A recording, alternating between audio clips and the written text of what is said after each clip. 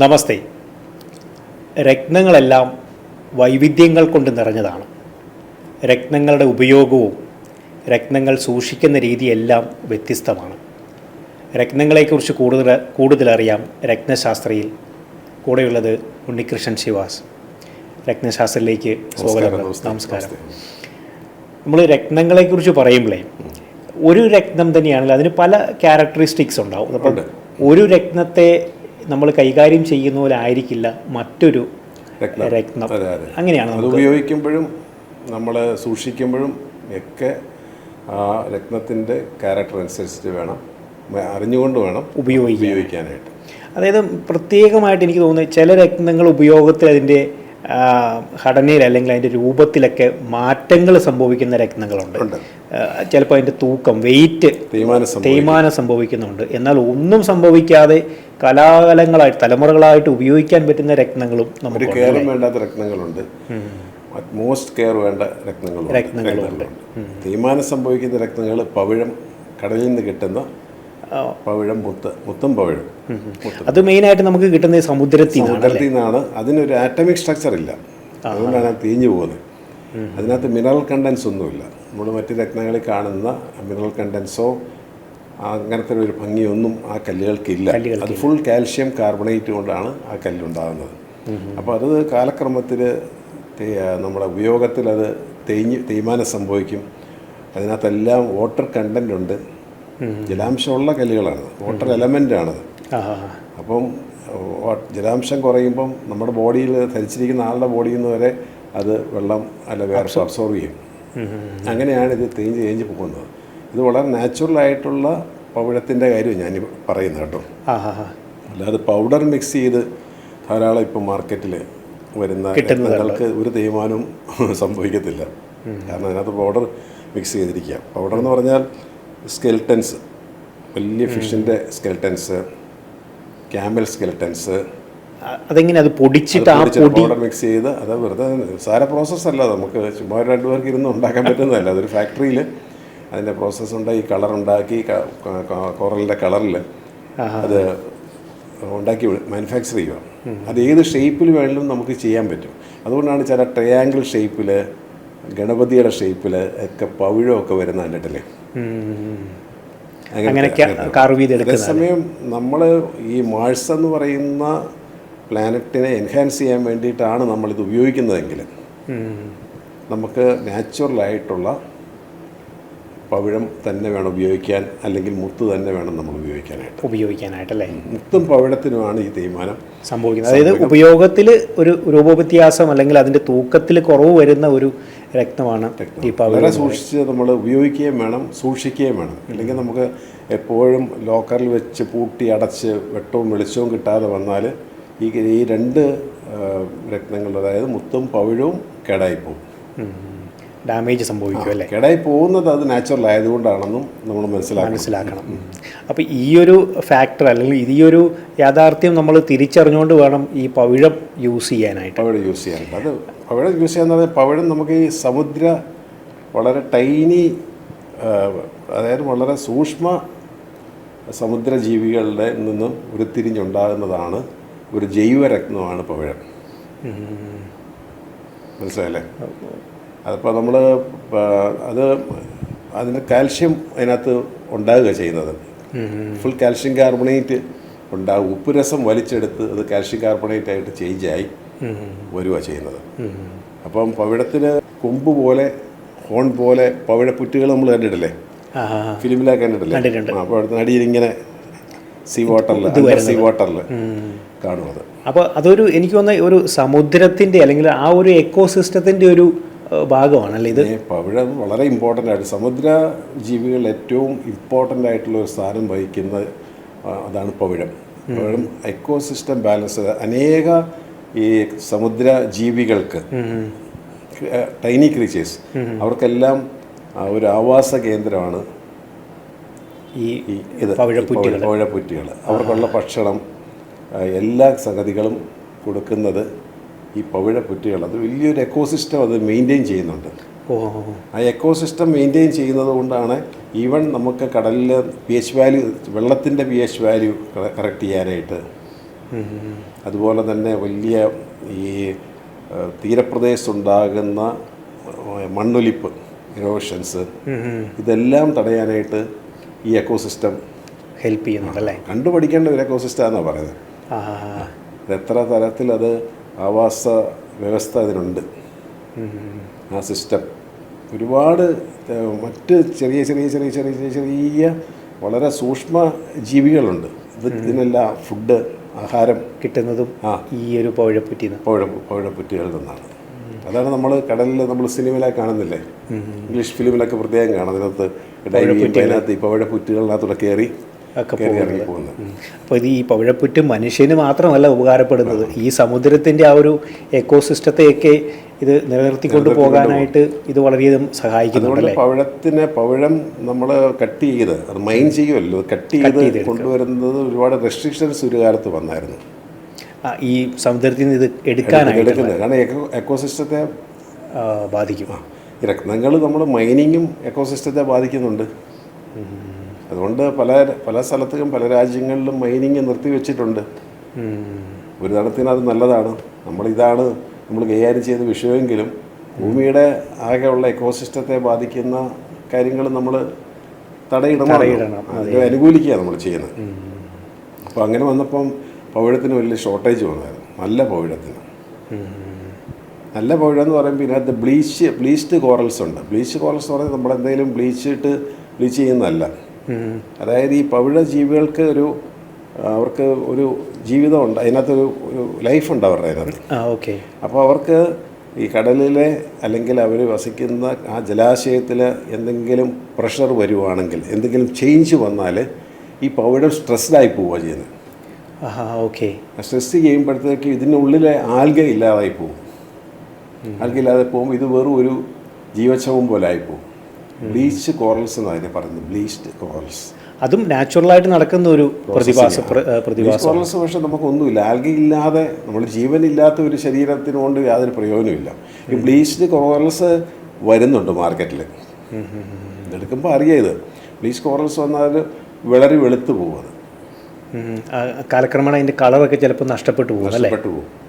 നഷ്ടപ്പെട്ട് നിൽക്കുന്ന വളരെ വെളുത്ത പവിഴങ്ങളുണ്ട്.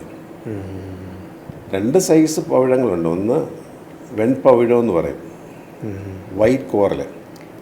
സഫേദ് മൂങ്ക എന്ന് പറയും. സഫേദ് മൂങ്ക എന്ന് പറഞ്ഞാൽ പവിഴമാണ്. പിന്നെ ഉള്ളത് റെഡ് കോറൽ, ചെമ്പവിഴം എന്ന് പറയുന്നത്. സഫേദ് മൂങ്ക വൈറ്റാണ്. അത് ഫുള്ളായിട്ടും അതിനകത്ത് കാൽഷ്യം കാർബണേറ്റ് കളർലെസ്സും വൈറ്റാണ്. അതുകൊണ്ടാണ് അതിന് വൈറ്റ് കോറൽസ് എന്ന് പറയുന്നത്.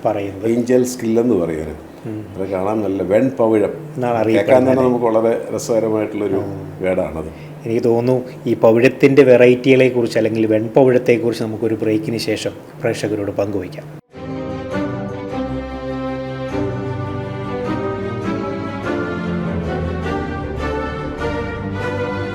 Welcome back to രത്നശാസ്ത്ര.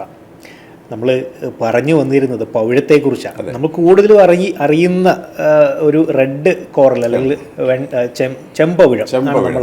പവിഴമാണ് സാധാരണ ആൾക്കാർ എല്ലാവർക്കും അറിയാവുന്നത്. കാരണം അത് മാഴ്സ് എന്ന് പറയുന്ന പ്ലാനറ്റുമായിട്ട് ബന്ധപ്പെട്ട ഒരു കല്ലാണത്. ചൊവ്വ, മംഗൽ, മൂങ്ക, ഇതൊക്കെ എല്ലാം ചൊവ്വയിലേക്ക് പോയ ഇതാണല്ലോ പേടകത്തിൻ്റെ പേരതല്ലേ മംഗൽയാൻ, ചൊവ്വയുടെ. ചൊവ്വയുടെ കളർ റെഡാണ് വരുന്നത്. ആ അതേ റെഡ് തന്നെയാണ് ഈ ചെമ്പവിഴത്തിനുള്ളത്. വൈറ്റ് കോറലിനകത്ത് അതില്ല. വൈറ്റ് കോറലിനകത്ത് വൈറ്റ് മാത്രം കാൽഷ്യം കാർബണേറ്റ് ആണ്. ഇതിനകത്ത് ചെറിയ അയൺ ഓക്സൈഡിൻ്റെയും മഗ്നീഷ്യത്തിൻ്റെയും ചെറിയ കണ്ടൻറ്റ് വരുന്നതുകൊണ്ട് ഇത് റെഡായിട്ട് റെഡാകുമ്പോൾ വളരെ സ്ട്രോങ് ആയി. അത് ഈ 2 രത്നങ്ങളും 2 കാറ്റഗറിയിലാണ് ഉപയോഗിക്കുന്നത്. മറ്റേത് ഞാൻ ശരിക്കും വീനസ് എന്ന് പറയുന്ന പ്ലാനറ്റ് ആയിട്ട് സപ്പോർട്ടീവായിട്ടുള്ള ആൾക്കാർക്കാണ് ഞാനത് കൊടുക്കാറ്. ഈ വെൺപവിഴം വൈറ്റാണ്. വീനസ് വൈറ്റിൻ്റെ ആളാണ്. ഡയമണ്ട്, ടോപ്പാസ്, വൈറ്റ് സഫർ എല്ലാം വൈറ്റ് കോറിൽ ഞാനതിലാണ് പെടുത്തിയിരിക്കുന്നത്. ചില ആൾക്കാരത് മാഴ്സിന് വേണ്ടിയിട്ടും കൊടുക്കുന്നുണ്ട്. പക്ഷേ എൻ്റെ ഒരു കാഴ്ചപ്പാടിൽ നല്ലത് ഈ നമ്മളുടെ വീനസിനെ സപ്പോർട്ട് ചെയ്യത്തക്ക രീതിയിലുള്ള പ്ലാനറ്ററി പൊസിഷനാണ് ഇത് നല്ലത്. അതായത് ചൊവ്വയുടെ ആ ഒരു റെഡ് എനർജിക്ക് സപ്പോർട്ട് ചെയ്യുന്നതാണ് ഈ പറയുന്ന ചെമ്പവിഴം എന്ന് പറയുന്നത് അല്ലേ? ചെമ്പവിഴം അങ്ങനെയാണെങ്കിൽ വൈറ്റ് എനർജിക്ക് സപ്പോർട്ട് ചെയ്യുന്നതാണ് വെൺപവിഴം. വൈറ്റ് അപ്പോൾ അത് വീനസുമായിട്ടാണ്, മറ്റത് മാഴ്സുമായിട്ടാണ് സപ്പോർട്ട് ചെയ്യുന്നത്. വീനസിന് ഇൻഫ്ലുവൻസ് ഉള്ളവർ, വളരെ വീക്ക് ആയിട്ടുള്ളവർ, അനീമിക് ആയിട്ടുള്ളവർ, ഹെൽത്ത് റിലേറ്റഡ് ആയിട്ടുള്ളവർക്ക് നമുക്ക് ഈ വൈറ്റ് കോറൽ യൂസ് ചെയ്യാതിട്ട് നല്ല ഫലം ഉണ്ടായിട്ടുണ്ട്. White coral plus white topaz ഭയങ്കര കോമ്പിനേഷനാണ്. നല്ല കോമ്പിനേഷനുള്ള വൈറ്റ് കോറൽ പ്ലസ് അക്യുമറൈൻ നല്ല കോമ്പിനേഷൻസ് ആണ്. ഓക്കെ, മനസ്സിലായില്ലേ? അപ്പോൾ ഇത് സെപ്പറേറ്റ് ആയിട്ട് തന്നെ ഇടേണ്ടി വരും. കാരണം നമുക്ക് വൈറ്റ് കോറലിൻ്റെ ഇപ്പോൾ സൈഡിൽ നമുക്ക് ഡയമണ്ട്സ് ഒന്നും പിടിപ്പിക്കാൻ ശരിയാവത്തില്ല. കാരണം പെട്ടെന്ന് പോകും ഇത് ഉപയോഗിക്കുമ്പം തേയ്മാനം സംഭവിച്ച് പോകും, കുറേശ്ശെ പോകും. അതതിൻ്റെ ഒരു ക്യാരക്ടറിസ്റ്റിക്സാണ്, അതിൻ്റെ നേച്ചർ അതാണ്. നമ്മൾ കല്ല് കൊടുക്കുമ്പോൾ പറയുന്നത് തെയ്യും നിങ്ങൾ വാങ്ങിച്ചുകൊണ്ട് പോകുന്ന ഈ ഭംഗി നാളെ കാണത്തില്ല, ഇത് തേയ്മാനം സംഭവിക്കും. നിങ്ങളുടെ ബോഡിയിൽ അത് അബ്സോർവ് ചെയ്യും. ഇത് ലോക്കറ്റും പെൻഡൻറ്റും ഒക്കെ ആയിട്ട് ഉപയോഗിക്കും. അപ്പോൾ അതൊക്കെ നമ്മുടെ ബോഡിയിൽ ഈ കാൽഷ്യം അബ്സോർവ് ചെയ്ത് സ്ട്രെങ്ത് ഉണ്ടാക്കുകയാണ് ചെയ്യുന്നത്. അതുകൊണ്ടാണ് പണ്ട് തന്നെ ആൾക്കാർ മുത്തും പവിഴമാലകൾ ഉപയോഗിച്ചുകൊണ്ടിരുന്നത്, അവർ കഴുത്തിലായിട്ടിരുന്നത്. അതിൽ ആരോഗ്യപരമായിട്ട് നല്ല ബെനിഫിറ്റ്സ് ഉള്ള ഒരു കാൽഷ്യമല്ലേ രത്നമാണല്ലേ ഇത്? ഭയങ്കര വ്യത്യാസം ഉണ്ടാക്കുന്നൊരു രത്നമാണത്. നോക്കിയും കണ്ട് നമ്മളത് അതിൻ്റെ കളർ സ്യൂട്ട് ചെയ്യണം. ഏത് റെഡ് കളറാണോ വൈറ്റ് കളറാണോ ഈ ഇദ്ദേഹത്തിന് മാച്ചിങ് എന്നൊക്കെ നമ്മളത് ചെക്ക് ചെയ്തതിന് ശേഷം മാത്രമേ നമ്മൾ കൊടുക്കാൻ പാടുള്ളൂ. അതായത് ആ ഒരു ഓരോ വ്യക്തികളുടെയും ചാർട്ട് നമ്മളൊന്ന് വിശകലനം ചെയ്തിട്ട് റെഡ് ആണോ അല്ലെങ്കിൽ വൈറ്റ് കളറാണോ കോറൽസ് നമുക്ക് ക്യാരക്ടറിന് വ്യത്യാസമുണ്ട്. റെഡ് എന്ന് പറഞ്ഞൊരു ഫിയറി ഒരു പ്ലാനറ്റ് എന്ന് പറയുന്നത് മാഴ്സ് ആണല്ലോ, അഗ്രസീവായിട്ടുള്ള പ്ലാനറ്റ്. ഓക്കെ, സേനാനായകൻ ചൊവ്വ, മനസ്സിലായി, തോക്കെടുക്കുന്ന ആൾ, ഇങ്ങനെ ഒരു കാറ്റഗറിയാണ് നമ്മൾ ചൊവ്വയ്ക്കുള്ളത്. അതിന് ആ റെഡ് കോറലിനകത്തും അതുണ്ട്. പക്ഷേ മറ്റേ വൈറ്റ് കോറലിന് അതില്ല. വൈറ്റ് കോറൽ വീനസുമായിട്ട് ബന്ധപ്പെട്ട് നിൽക്കുന്നത് കൊണ്ട് അത് സോഫ്റ്റാണ്. അപ്പോൾ ഇതിൻ്റെ ഉപയോഗത്തിൽ ഇതിൻ്റെ ക്യാരറ്റേജ് ആ ഒരു വ്യത്യാസം അവിടെ പെടുത്താം അല്ലേ? അതായത് റെഡ് കോറൽ അധികം ഉപയോഗിക്കുന്നത് നല്ലതായിരിക്കില്ല. റെഡ് കോറൽ നമുക്ക് അധികം ഉപയോഗിക്കാൻ കൊള്ളത്തില്ലാത്ത സ്റ്റോണാണ്. നമ്മൾ ഒരാളുടെ ബോഡി വെയ്റ്റ്, നമുക്ക് ഈ മാഴ്സിൻ്റെ സ്ട്രെങ്ത് ഒക്കെ കാൽക്കുലേറ്റ് ചെയ്തതിന് ശേഷം മാത്രമേ ഇത് ഉപയോഗിക്കുള്ളൂ. കാരണം ഇത് നമുക്ക് ഭയങ്കര ആത്മവിശ്വാസം നല്ലത് തരുന്ന ഒരു സ്റ്റോണാണ്. ചിലപ്പോൾ മനസ്സിൻ്റെ പേടിയൊക്കെ മാറും. ചിലപ്പോൾ ഓവർ കോൺഫിഡൻസ് കാരണം നമ്മൾ പല അബദ്ധങ്ങളിലും പോയി ചാടും. ചില കല്ലുകൾക്ക്, ഞാൻ ഇതിന് മുന്നേ പറഞ്ഞിട്ടുണ്ട്, ചില കല്ലുകൾക്ക് നമ്മൾ ക്യാരറ്റൈസ് നിശ്ചയിക്കുന്നത് ഒരു പ്രത്യേക അളവിലും തൂക്കത്തിലും മാത്രമായിരിക്കണം.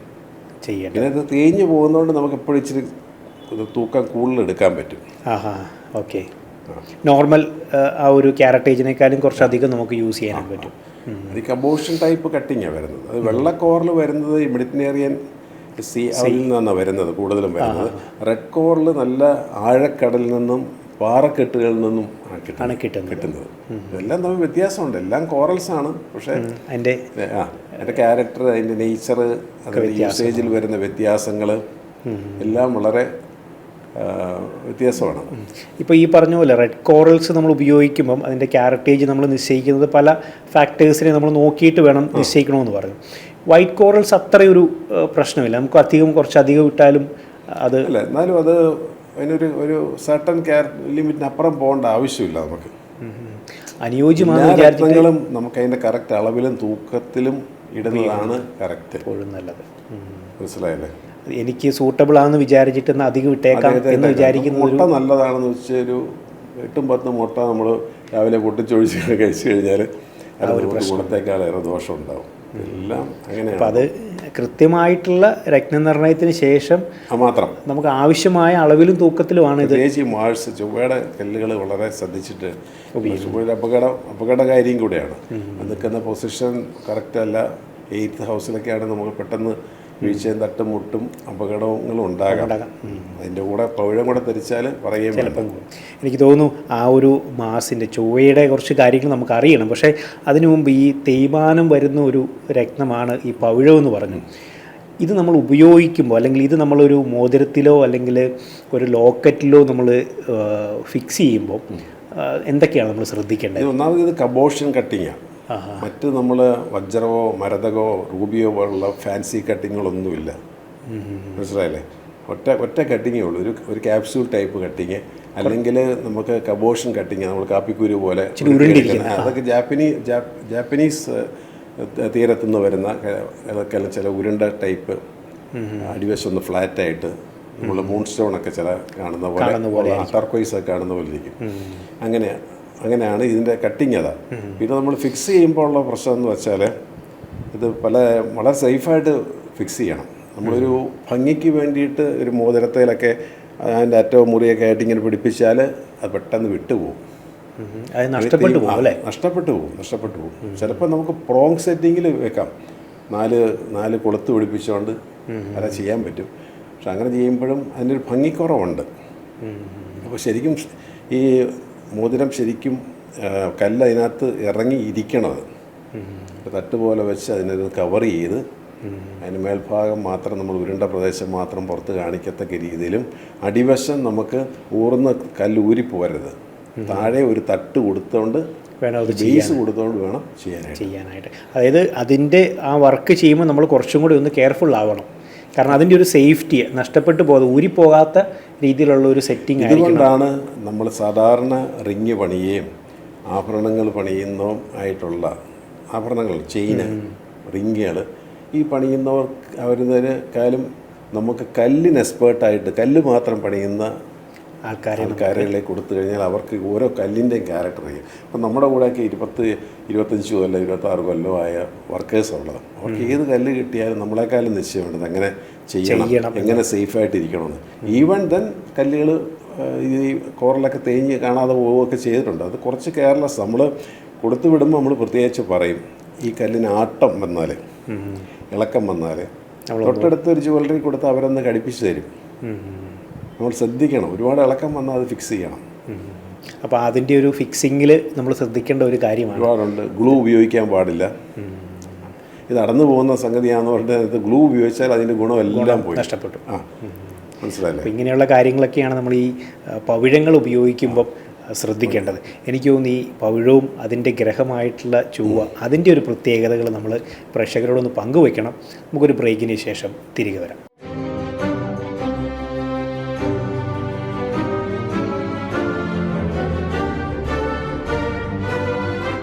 Welcome back to Ratnashastram. നമ്മൾ രത്നം പവിഴത്തിൻ്റെ പ്രത്യേകതകൾ, വൈറ്റ് കോറൽസും അതുപോലെ തന്നെ റെഡ് കോറൽസിൻ്റെയും പ്രത്യേകതകളാണ് പറഞ്ഞത്. അതിൻ്റെ ഉപയോഗ രീതികൾ, നമ്മളത് ഉപയോഗിക്കുമ്പം എങ്ങനെ സെറ്റ് ചെയ്യണം, കാര്യങ്ങൾ നമുക്കത് അനുയോജ്യമാണോ എന്ന് കൃത്യമായിട്ടൊരു വിശകലനം നടത്തണം. പിന്നെ അതിൻ്റെ ക്യാരറ്റേജ്, തൂക്കം എത്ര വേണം എന്നുള്ളത് നിശ്ചയിക്കണം. എന്ന് പറഞ്ഞാൽ 200 മില്ലിഗ്രാമാണ്. അപ്പോൾ എപ്പോഴും കോറൽസ് ഒരു 3 ക്യാരറ്റെങ്കിലും മിനിമം യൂസ് ചെയ്യണം.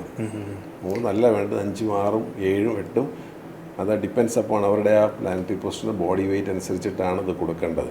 അത് കൃത്യമാണോ എന്നുള്ളത് ഈ ഡിവിഷണൽ ചാർട്ടുകളെല്ലാം നമ്മൾ ചെക്ക് ചെയ്തതിന് ശേഷം മാത്രമേ നമ്മളത് കൊടുക്കാറുള്ളൂ.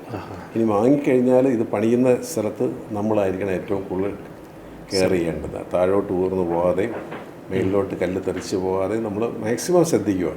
എന്നാൽ പോലും ഈ കല്ല് കാലക്രമത്തിൽ ചിലപ്പോൾ നഷ്ടപ്പെട്ടു പോകും, തേയ്മാനം സംഭവിക്കും. ഒരുപാട് തേയ്മാനം സംഭവിക്കും. പിന്നെ നമ്മൾ മാറ്റി എടുക്കുക എന്ന് മാത്രമേ അതിനകത്ത് ഓപ്ഷനുള്ളൂ. അത് ആ സെറ്റിങ്ങിൻ്റെ ഉള്ളിൽ അത് ലൂസാവോ അല്ലെങ്കിൽ ചെറിയ ഇളക്കം എന്തെങ്കിലും ഉണ്ടെങ്കിൽ ആ സമയത്ത് നമ്മളൊരു ജ്വല്ലറിയിലോ അല്ലെങ്കിൽ ചെയ്ത സ്ഥലത്ത് കൊടുത്തതിനെ ഒന്നുകൂടെ റീഫിക്സ് ചെയ്ത് സൂക്ഷിക്കുക. കളർ മെറ്റൽ കളർ ചെയ്തതിന് ശേഷം കല്ല് ഫിക്സ് ചെയ്യുന്നതാണ് സേഫ്. കല്ലിന് ഡാമേജ് സൊല്യൂഷൻസ് ഒന്നും വരാതിരിക്കാനായിട്ട്. അതെ, ഒരുപാട് ഹീറ്റ്, ഒരുപാട് കെമിക്കൽ കോണ്ടാക്ട്സ് ഈ കല്ലിനെ ഗുണമേന്മ നശിപ്പിച്ച് കളയും. ഇപ്പം ഈ റെഡ് കോറൽസിൻ്റെ ഒരു മെഡിസിനൽ വാല്യൂവിനെ കുറിച്ച് നമ്മൾ പറയാം. നമ്മൾ ആരോഗ്യപരമായിട്ട് വളരെ ബെനിഫിഷ്യൽ ആയിട്ടുള്ള ഒരു രത്നമാണെന്ന് പറയുന്നത് കോറൽസ്. ഇതെങ്ങനെയാണ് ഈ റെഡ് കോറൽസും വൈറ്റ് കോറൽസും? രണ്ടും മെഡിസിൻ. പവള ഭസ്മം എന്ന് പറയും. പവള ഭസ്മം എന്ന് പറഞ്ഞാൽ പവിഴത്തിൻ്റെ ഭസ്മം. അത് പവിഴത്തിൻ്റെ ഭസ്മം എന്ന് പറയുന്നത് പണ്ട് കാലം മുതലേ ഇപ്പോഴും ഉണ്ട്. ഇപ്പോഴും നമുക്ക് മാർക്കറ്റിൽ ഈ ഭസ്മം അവൈലബിൾ ആണ്. വലിയ ആയുർവേദ മാനുഫാക്ചറിങ് കമ്പനികൾക്ക് ഇത് ഒന്നാമത് ഉണ്ടാക്കാൻ പറ്റുള്ളൂ, മാനുഫാക്ചർ ചെയ്യാൻ പറ്റുള്ളൂ. കാരണം ഇത് ഒരുപാട് പ്രോസസ്സിങ് ഉണ്ട് ഇതിന്. ഒരു ഭസ്മമാക്കി വരാനായിട്ട് ഒരുപാട്. കാരണം ഇത് ഭസ്മമാക്കി അത് കറക്റ്റ് അല്ലെങ്കിൽ അത് പോയിസണായിട്ട് മാറുകയാണ് ചെയ്യുന്നത്. മനസ്സിലല്ലേ? ഇതിൻ്റെ പ്രോസസ്സിങ് വളരെ വളരെ സൂക്ഷ്മതയോടുകൂടി ചെയ്ത് നീറ്റി അത് ഭസ്മമാക്കി എടുക്കുക.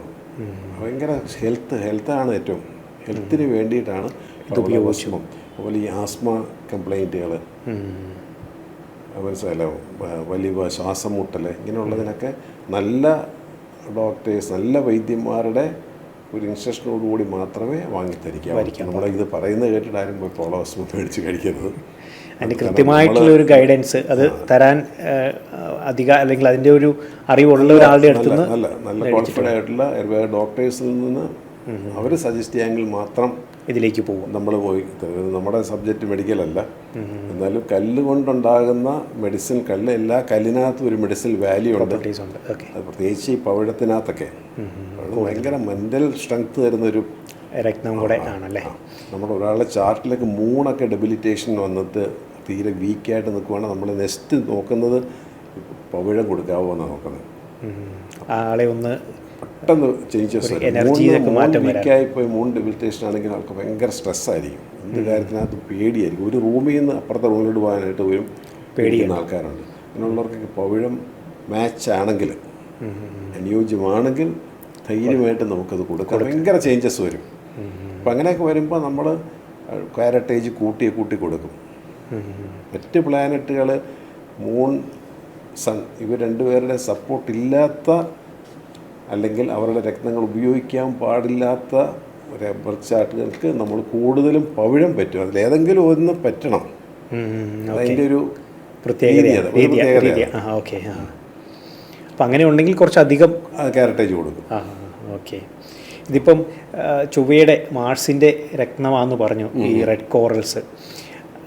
അപ്പോൾ അതിൻ്റെ ഒരു പ്രത്യേകതകൾ, ഇത് ഈ രത്നം ഉപയോഗിക്കുമ്പം അല്ലെങ്കിൽ ഈ ഉപയോഗത്തിലേക്ക് പോകുമ്പോൾ നമ്മൾ ശ്രദ്ധിക്കേണ്ടത്, ഇപ്പോൾ ഒരാളുടെ ചാർട്ടിൽ മാർസ്, ചൊവ്വ ഇയാൾക്ക് ഫേവറബിളായിട്ട് നിൽക്കുക, അങ്ങനെയുണ്ടെങ്കിൽ എന്തൊക്കെയാണ് ഒരു ബെനിഫിറ്റ്സ് ഈ വ്യക്തിക്ക് കിട്ടുക? അല്ലെങ്കിൽ ഇയാൾക്ക് ഉപയോഗിക്കാൻ പാടില്ല, ഒരു റോങ് പൊസിഷനിലാണ് ഇയാളുടെ ഈ ചാർട്ടിൽ ചൊവ്വ നിൽക്കുന്നതെങ്കിൽ നമ്മളതിനെ എങ്ങനെയാണ് കൃത്യമായിട്ട് അനലൈസ് ചെയ്തതിന് ശേഷം വേണം ചെയ്യാനായിട്ട്.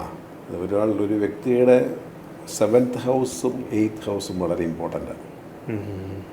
7th ഹൗസും നല്ലതല്ല, 8th ഹൗസും നല്ലതല്ല. സത്യം പറഞ്ഞാൽ ഈ രത്നങ്ങൾ ഉപയോഗിക്കുന്ന കാര്യത്തിലാണ് പറയുന്നത്, അല്ല ഹൗസ് മോശമെന്നല്ല പറഞ്ഞത്. 7th ഹൗസിൽ മാഴ്സ് നിൽക്കുന്ന ഒരാൾക്ക് ഒരിക്കൽ പോലും നമ്മൾ അതിൻ്റെ സ്റ്റോൺ കൊടുക്കാറില്ല. ഞാൻ കൊടുക്കാറില്ല, ഞാൻ റിസ്ക് എടുക്കാറുമില്ല. ഏഴിൽ നിൽക്കുന്ന ചൊവ്വ ഒരു അപകടകാരിയാണ്. ഏഴിൽ ചൊവ്വ എന്ന് പറഞ്ഞ ആൾക്കാർ പേടിക്കുന്നതിൻ്റെ കാര്യം. ഏഴിൽ നിൽക്കുന്നത് കാരണം ഒരു മാരക സ്ഥാനമായി 7th house. 7th house meant for partnership.